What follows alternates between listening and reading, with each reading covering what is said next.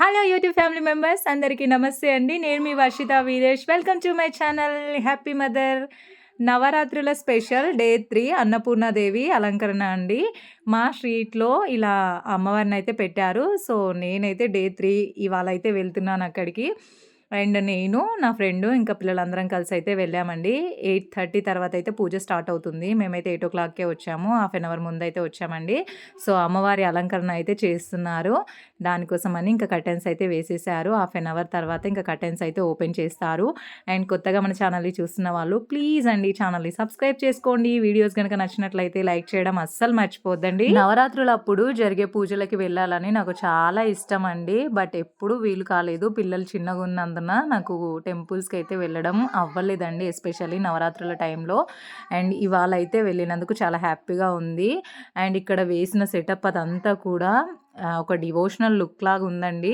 మంచిగా అనిపించింది. నిజంగా ఏదో టెంపుల్‌కి వెళ్ళిన ఫీల్ అయితే వచ్చింది నాకు. గుడికి మేము ఉంటున్న ప్లేస్‌కి వాకబుల్ డిస్టెన్స్ అండి. ఇంకా అలా వెళ్తున్నప్పుడు రోడ్డు వెంబడి మంచిగా సాంబ్రాణి స్మెల్ అయితే వస్తోంది. మంచిగా డివోషనల్ సాంగ్స్ అన్నీ పెట్టారు ఇక్కడ. ఇంకా మేము వెళ్ళినప్పుడు హాఫ్ అన్ అవర్ టైం ఉంది కదా, మంచి మంచి డివోషనల్ సాంగ్స్ పెట్టినప్పుడు పిల్లలైతే చక్కగా ఎంజాయ్ చేస్తున్నారండి. వాళ్ళకి వచ్చిన చిన్న చిన్న స్టెప్స్ వేసుకుంటూ మంచిగా దండం పెట్టుకుంటూ ఆనందంగా గడిపారు. కొంచెం టైం అయినా మంచిగా అనిపించిందండి నాకు అక్కడ ఉండడం.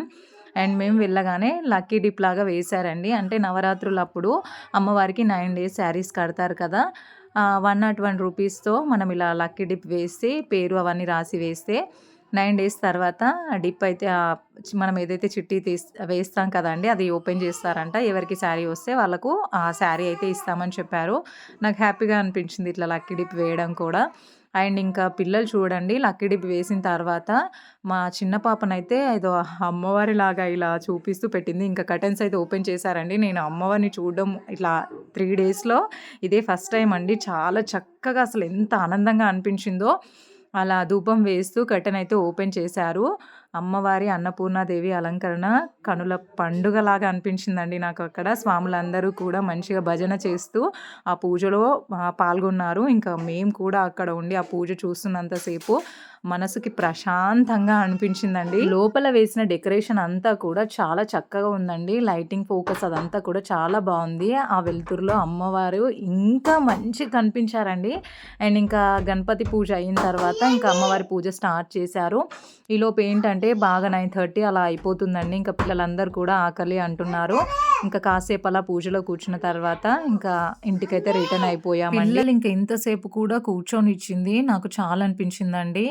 లేదంటే అస్సలు ఇంతసేపు కూడా కూర్చొని. Thanks for watching this video అండి. ఉంటాను.